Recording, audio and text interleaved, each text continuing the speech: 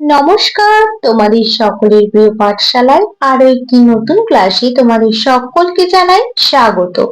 আজকে আমি তোমাদের সাথে আলোচনা করব তৃতীয় শ্রেণীর আমাদের পরিবেশ বইটির পড়া এবং সেই পড়াটি থেকে কিছু অতি সংক্ষিপ্ত প্রশ্নের উত্তর। আগের কয়েকটি ক্লাসে আমি তোমাদের আমাদের পরিবেশ বইটি থেকে তোমাদের এবারে যে দ্বিতীয় পর্যায়ক্রমিক মূল্যায়নটি হবে, সেই দ্বিতীয় পর্যায়ক্রমিক মূল্যায়নের পরীক্ষা হবে পোশাক, ঘরবাড়ি এবং পরিবার, এই তিনটে চ্যাপ্টার। এবার এই তিনটে চ্যাপ্টারে অনেকগুলি পৃষ্ঠা রয়েছে, সেই প্রত্যেকটি পৃষ্ঠা আমি পড়িয়ে দিয়েছি এবং সেই পড়াগুলি থেকে অতি সংক্ষিপ্ত প্রশ্নের উত্তরও আলোচনা করে নিয়েছি। এখনো পর্যন্ত যারা সেই ক্লাসগুলি করনি তারা অবশ্যই গিয়ে আগে সেই ক্লাসগুলি করে নিন। আমি আজকের ক্লাসটি শুরু করছি, সকলে মন দিয়ে দেখে নাও। আজকের ক্লাসটিতে আমি পড়াবো ঘরবাড়ি, এই চ্যাপ্টারটি থেকে তোমাদের পড়া। আগেই আমি তোমাদের পোশাকের প্রত্যেকটি চ্যাপ্টার আলোচনা করিয়ে দিয়েছি, সেটা আমাদের শেষ হয়ে গেছে। এবার ঘরবাড়িটা পড়াবো, তারপর ঘরবাড়ির পর তোমাদের পরিবারটি পড়াবো। দেখো, তোমাদের যে দ্বিতীয় পর্যায়ক্রমিক মূল্যায়ন পরীক্ষাটি হবে, কোন কোন চ্যাপ্টারগুলি পরীক্ষা হবে সেগুলো তোমাদের শেষ পৃষ্ঠা দেওয়া আছে, দেখো দেখিয়ে দিচ্ছি। দেখো, তোমাদের 161 পৃষ্ঠাটি খুলবে শেষে, সেখানে দেখো এই যে দ্বিতীয় পর্যায়ক্রমিক মূল্যায়ন পোশাক, ঘরবাড়ি, পরিবার, এই তিনটি চ্যাপ্টার তোমাদের পরীক্ষা হবে 51 পৃষ্ঠা থেকে 111 পৃষ্ঠা পর্যন্ত। পোশাকটা প্রত্যেকটা পৃষ্ঠা আলোচনা করে দিচ্ছি। আজকে আমি ঘরবাড়ি থেকে শুরু করছি, দেখে নাও। ঘরবাড়ি প্রথম পড়াটির নাম হলো বৃষ্টি এলো ঝেঁপে। আগে ভালোভাবে পড়িয়ে দিচ্ছি, দেখে নাও মন দিয়ে। খেলা তখন 10 মিনিটও গড়ায়নি। বিমল সবে 3 জনকে কাটিয়ে একটা গোল দিয়েছে। এমন সময় ঝমঝম করে বৃষ্টি এলো। সাহিলরা খেলা দেখছিল। তারা দৌড়ে গিয়ে ঢুকলো তিনুর ঠাকুরদার বাড়ি। যারা খেলছিল তারাও চলে এলো মিনিট দুয়ের মধ্যে। সবাই এসে পৌঁছাতে না পৌঁছাতে বৃষ্টি থেমে গেল। তারপর সবাই বেরিয়ে এলো। সাহিল বলল, ঠাকুরদা, তোমার বাড়িটা আজ আমাদের বাঁচিয়ে দিল। ঠাকুরদা হেসে বললেন, কি যে বলো দাদা, বৃষ্টি এলো বলেই তো আমার বাড়িতে একবার ঢুকলো। প্রশান্ত বলল, তা অবশ্য ঠিক। তিনু নরেনের সঙ্গে পড়ত। গত বছর তিনুর বাবা বদলি হয়ে গেছেন। এই বাড়িতে এখন ঠাকুরদা একাই থাকে। নরেন বলল, দাদু, তিনুরা এখন কোথায়? ঠাকুরদা বলে, পাহাড়ি অঞ্চলে। ছবি আছে, দাঁড়াও দেখাচ্ছে। ঠাকুরদা একটা ছবি দেখালেন। পাহাড়ের গায়ে একটা বাড়ি, সামনে তিনু দাঁড়িয়ে আছে, পাশে গভীর খাদ, তার উপর একটা ছোট ব্রিজ, তারপর রাস্তা। স্কুলে এসে নরেন তিনুদের বাড়িটার কথা বলল। সবাই দিদিমণির কাছে পাহাড়ের বাড়ি নিয়ে জানতে চাইল। দিদিমণি হেসে বললেন, ছবিটা দেখে নিজেরাই আন্দাজ করে বোঝো। এই পড়াটি থেকে আমরা কি কি জানতে পারলাম? কখন ঝমঝম করে বৃষ্টি এলো? খেলা গড়ানো 10 মিনিটের মধ্যে। দেখো, এখানে লেখা আছে 10 মিনিটও গড়ায়নি, তখনই ঝমঝম করে বৃষ্টি এলো। সাহিলরা কোথায় দৌড়ে ঢুকে গেল? সাহিলরা তিনুর ঠাকুরদার বাড়িতে দৌড়ে ঢুকে গেল। যারা খেলছিল তারা কখন ঢুকলো? তারা এলো মিনিট দুয়ের মধ্যে। তারপরে কি পেলাম? যে গত বছর কে বদলি হয়ে গেছে? তিনুর বাবা বদলি হয়ে গেছে। তারা এখন কোথায় থাকে? পাহাড়ি অঞ্চলে থাকে। এবার দেখো, এই পড়াটি থেকে এখানে একটি প্রশ্ন বলেছে যে নিজের বাড়ির ছবি আঁকো। আগের পৃষ্ঠার বাড়িগুলোর ছবির সঙ্গে সেই বাড়ির মধ্যে মিল আর পার্থক্য লেখো। আমি বাড়ির ছবিটা এঁকে দেখাচ্ছি না, তোমাদের মিল আর অমিল সেটা আমি লিখে দেখাচ্ছি। তারপর আমি তোমাদের এই পড়াটি থেকে কিছু অতি সংক্ষিপ্ত প্রশ্নের উত্তর আলোচনা করিয়ে দেব, দেখে নেবে। দেখো, আগের একটি বাড়িটা আগে তোমাদের দেখিয়ে নিই। দেখো, এখানে আমরা একটি পাকা বাড়ি দেখতে পাচ্ছি, মানে দালান বাড়ি, ইটের বাড়ি, আর এখানে একটি ছোট বাড়ি, মানে একতলা বাড়ি দেখতে পাচ্ছি। এবার এই দুটো বাড়ির মধ্যে যে মিল, পার্থক্য, অমিল সেটা আমি তোমাদের লিখিয়ে দেখাবো। তাহলে বাড়ির ছবি দুটি তোমরা দেখলে, আমি আর সেটা এঁকে দেখাচ্ছি না। এবার মিল আর অমিলটা লিখে দেবো। প্রথমে যে ছবিটা আমরা দেখলাম একটি বড় বাড়ি এবং ইটের তৈরি পাকা বাড়ি, আর দ্বিতীয় ছবিটা দেখলাম একটি ছোট বাড়ি, একতলা বাড়ি। তাহলে সেটাই লিখবো যে ছবির বড় বাড়িটির মতো আমার বাড়িটিও পাকা, এবং এখানে বলেছে যে তোমার বাড়ির ছবি সেটা আমার বাড়ির ছবির সাথে মেলাতে হবে, আর তোমার বাড়ির সঙ্গে ছবির যে কোনো বাড়ির মিল আর অমিল লিখতে হবে। তাহলে প্রথম বাড়ির ছবিটার সঙ্গে আমার বাড়ির মিল আছে, তাহলে এখানে লিখে দেবো ছবির বড় বাড়িটির মতো আমার বাড়িটিও পাকা। এটা আমি লিখে দিলাম মিল। আর অমিল কি লিখবো? আমার বাড়িটা একতলা, ছবির বড় বাড়িটি হলো 4 তলা, এটা অমিল। আমার বাড়িটি একতলা আর ছবির বড় বাড়িটি 4 তলা, এটা হলো অমিল। ছবির বড় বাড়িটি 4 তলা।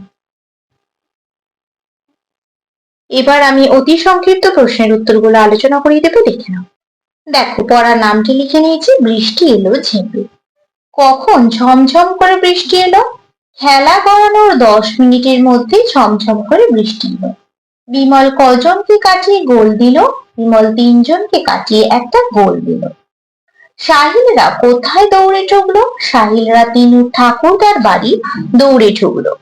যারা খেলছিল তারা কখন এলো? তারা মিনিট 2 মধ্যে চলে এলো। কখন সবাই বেরিয়ে এলো? বৃষ্টি থামার পর সবাই বেরিয়ে এলো। গত বছর কে বদলি হয়ে গেছে? গত বছর তিনুর বাবা বদলি হয়ে গেছে। তিনুর বাড়িতে এখন কে থাকে? তিনুর বাড়িতে তিনুর ঠাকুরদা একাই থাকে। তিনুরা এখন কোথায় রয়েছে? তিনুরা এখন পাহাড়ি অঞ্চলে রয়েছে। ঠাকুরদা সকলকে কি দেখালেন? ঠাকুরদা সকলকে একটা ছবি দেখালেন। এখন তিনুদের বাড়ি কেমন জায়গায়? এখন তিনুদের বাড়িটা একটা পাহাড়ের গায়ে। ছবিতে কি দেখা গেল? ছবিতে দেখা গেল পাহাড়ের গায়ে একটা বাড়ির সামনে তিনু দাঁড়িয়ে আছে। ব্রিজটা কোথায় ছিল? ছবিতে খাদের উপর একটা ছোট ব্রিজ ছিল। দেখো, এই তোমাদের বৃষ্টি এলো ঝেপে পড়াটি থেকে আমি 12টি অতি সংক্ষিপ্ত প্রশ্নের উত্তর সহ আলোচনা করিয়ে দিলাম। এবার পরবর্তী কি পড়া আছে সেটা আলোচনা করিয়ে দেবো, দেখে নাও। পরবর্তী পড়াটির নাম হলো সহজ করে বোঝা। স্কুল থেকে ফেরার পথে রেশমা জানতে চাইলো, বাড়ির ছবিতে কি কি আঁকলি রে? উঠোন, পাঁচিল সব? টিকাই বলল, ওসব আঁকা খুব ঝামেলা, শুধু একদিকে দেয়াল আর চাল এঁকেছি। শেফালি বলল, দরজা জানালাও দেখাসনি? নরেন বলল, ওসব তুই আঁকিস, তুই ভালো আঁকতে পারিস। পরদিন ক্লাসে শেফালি নিজেদের বাড়ির একটা আঁকা ছবি দেখালো। বাড়ি, দরজা, জানালা, উঠোন, ফুলের বাগান, সবজি বাগান, পুকুর। খুব সুন্দর ছবিটা। 3-4 জন একসঙ্গে বলল, তুই এঁকেছিস? শেফালি বলল, আমি এত ভালো পারি? কাকা এঁকেছে। সবাই জানে শেফালির কাকা ভালো ছবি আঁকেন। এসব দেখে শুনে দিদিমণি বললেন, এত ভালো যদি সবাই আঁকতে নাও পারে, তবুও কোথায় কি আছে তা সহজেই দেখানো যায়। অংশু বলল, কিভাবে? চিহ্ন ঠিক করে নিতে হয়, যোগ বিয়োগের যেমন চিহ্ন দিতে হয় তেমনই। দেখো, এখানে বক্স করে দেওয়া আছে। অ্যালিস বলল, দরজা আর জানালার চিহ্ন কেমন হতে পারে? দিদি বোর্ডে এঁকে দেখালেন। শুভম বলল, বুঝেছি, দেখে বোঝা যাবে কি জিনিস। বোঝা গেলে তো ভালোই, না বোঝা গেলেও অসুবিধা নেই। পাশে লিখে দেবে কোনটা কিসের চিহ্ন। তার আগে সবাই মিলে ঠিক করে নেবে চিহ্নগুলি। বৈশাখী বলল, উঠোন, ফুলের বাগান সবকিছুর জন্য চিহ্ন ঠিক করে নেব। রান্নাঘর, শোয়ার ঘর, বাথরুম, বারান্দা সবকিছুর চিহ্ন ঠিক করে নাও, তাহলে বাড়ির সবকিছু দেখানো যাবে। যেমন দেখো, এখানে লেখা আছে কাজ, যোগ বিয়োগের চিহ্ন সেটা লেখা আছে, আর জিনিস এবং চিহ্ন, দরজার চিহ্ন এটা আর জানালার চিহ্ন এটা, এইভাবে তোমাদের বোঝাতে হবে। যদি তোমরা আঁকতে না পারো, সেইভাবে তোমাদের চিহ্ন দেখিয়ে বোঝাতে হবে যে এটা দরজা, এটা জানালা, এটা বারান্দা, এটা বাথরুম, এটা ফুলের বাগান, এইভাবে চিহ্নের সাহায্যে বোঝাতে হবে। দেখো, পরবর্তী পৃষ্ঠায় বলেছে, বাড়ি ও তার আশপাশ বোঝাতে কি কি চিহ্ন ব্যবহার করবে তা ঠিক করো। এবার নিচে লিখে আর এঁকে দেখাও। দেখো, আমি কয়েকটা লিখে এবং এঁকে দেখাচ্ছি, তোমরা দেখে নাও। যেমন বাড়ি, এখানে লেখা আছে জিনিস চিহ্ন, জিনিস চিহ্ন, জিনিস চিহ্ন। বাড়ি, বাড়ির জন্য কেমন চিহ্ন হতে পারে?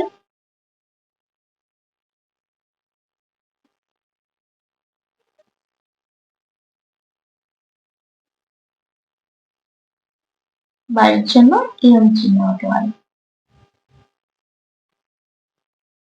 আর কি লিখবো? দরজা। দরজা, দরজার চিহ্নটা তোমাদের করাই আছে, এইভাবে দরজার চিহ্ন হবে। তোমরা এখানে উড পেন্সিলে করে আঁকতে পারো, আমি এখানে এইভাবে হাতের সাহায্যে এবং পেনের সাহায্যে এঁকে দেখাচ্ছি। এইভাবে তোমরা একটি দরজা এঁকে দেখাতে পারো। হয়ে গেল। এবার জানালা, জানালার চিহ্নটাও করে দেওয়া আছে। জানালা, জানালাটা কিভাবে আঁকবো? বর্গাকার করব চিত্র, তারপরে এইভাবে বক্স করে নেব। এটা হয়ে গেল জানালা। আর কি করতে পারি? উঠোন করতে পারি, সিঁড়ি করতে পারি। উঠোন এইভাবে তোমরা একটা একটা করে করবে। উঠোন এমনি বক্স করে চার চৌকো করে দিতে পারি, এটা হয়ে গেল উঠোন। সিঁড়ি করতে পারি, সিঁড়ি কিভাবে করব? যেমন সিঁড়ি হয় এইভাবে, এইভাবে, এইভাবে এঁকে দিতে পারো, এটা সিঁড়ি হয়ে গেল। আর কি করতে পারি? পুকুর করতে পারি, এইভাবে পুকুর এঁকে দিতে পারো, এইভাবে পুকুর এঁকে দিতে পারো। বারান্দা আঁকতে পারো, গেট আঁকতে পারো, বারান্দা। বারান্দা কিভাবে আঁকবো? এইভাবে বারান্দার চিহ্ন রেখে দিতে পারো। তারপর ফুলের বাগান, ফুলের বাগান আমি কয়েকটা দেখাচ্ছি, তোমরা তারপরে বাকিগুলো আঁকবে। ফুলের বাগান, এইভাবে একটা ফুল এঁকে দেখিয়ে দেবো, ফুলের বাগান, এটা একটা চিহ্ন হয়ে গেল। আর কি দেখাতে পারছি? গাছ, গাছ দেখাতে পারি, গাছ একটা আঁকবে, এইভাবে একটা গাছ এঁকে দিলে। তারপরে গেট দেখাতে পারো, গেট,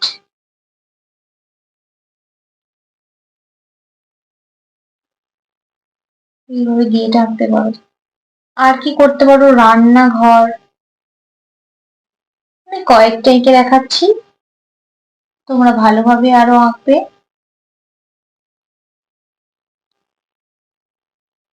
এইভাবে একটা রান্নাঘর এঁকে দিলে। বাথরুম,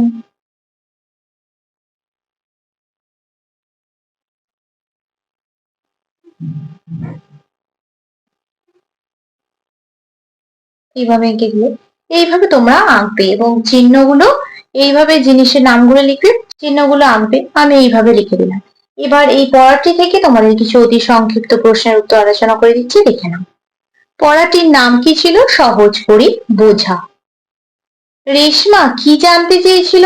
বাড়ির ছবিতে কি কি আঁকা হয়েছে তা রেশমা জানতে চেয়েছিল। টিকায় কি এঁকেছিল? টিকায় একদিকে দেওয়াল আর চাল এঁকেছিল। ক্লাসে শেফালি কি ছবি দেখালো? ক্লাসে শেফালি নিজেদের বাড়ির একটা ছবি আঁকা দেখালো। শেফালির আনা ছবিটা কার আঁকা ছিল? শেফালির আনা ছবিটা শেফালির কাকা এঁকেছিলেন। ছবিতে কোথায় কি আছে তা কিভাবে সহজে দেখানো যায়? চিহ্ন ঠিক করে নিয়ে সহজেই দেখানো যায়। চিহ্নগুলো কেমন হতে হবে? চিহ্নগুলি দেখে বোঝা যাবে কোন জিনিসের কথা বলা হয়েছে। যদি চিহ্নগুলি দেখে বোঝা না যায় তাহলে কি হবে? বোঝা না গেলে পাশে লিখে দিতে হবে কোনটা কিসের চিহ্ন। চিহ্নগুলো কি একরকম হলে ভালো হয়? হ্যাঁ, সবাই মিলে একই রকম ভাবে চিহ্ন ঠিক করে নিলে বোঝা সহজ হবে। কোন বিষয়ের ক্ষেত্রে চিহ্ন দিতে হয়? অঙ্কের যোগ বিয়োগ করতে গেলে চিহ্ন দিতে হয়। সবকিছুর জন্য চিহ্ন ঠিক করে নিলে কি সুবিধা হবে? চিহ্ন ঠিক করে নিলে ছবিতে বাড়ির সবকিছু দেখানোর সুবিধা হবে। তাহলে দেখো, তোমাদের এই সহজ করে বোঝা পড়াটি থেকে আমি 10টি অতি সংক্ষিপ্ত প্রশ্নের উত্তর সহ আলোচনা করে দিলাম। আজকের ক্লাসটি তাহলে আমি এখানে শেষ করছি। খুব তাড়াতাড়ি আরো একটি নতুন ক্লাস নিয়ে হাজির হবো তোমাদের সামনে। যদি তোমাদের আজকে ক্লাসটি ভালো লেগে থাকে তাহলে অবশ্যই লাইক করে দিও এবং বন্ধুদের সাথে শেয়ার করতে কিন্তু একদমই ভুলো না। আর এখনো পর্যন্ত যারা আমার চ্যানেলটিকে সাবস্ক্রাইব করনি তারা অবশ্যই সাবস্ক্রাইব করে পাশে থাকা বেল আইকনটি প্রেস করে অল নোটিফিকেশন অন করে দিও, যাতে সকল ভিডিও আপলোড করার সাথে সাথেই তোমাদের কাছে তার নোটিফিকেশন পৌঁছে যায়। সকলে সুস্থ থাকবে, স্বাভাবিক থাকবে, সকলকে অসংখ্য ধন্যবাদ জানাই।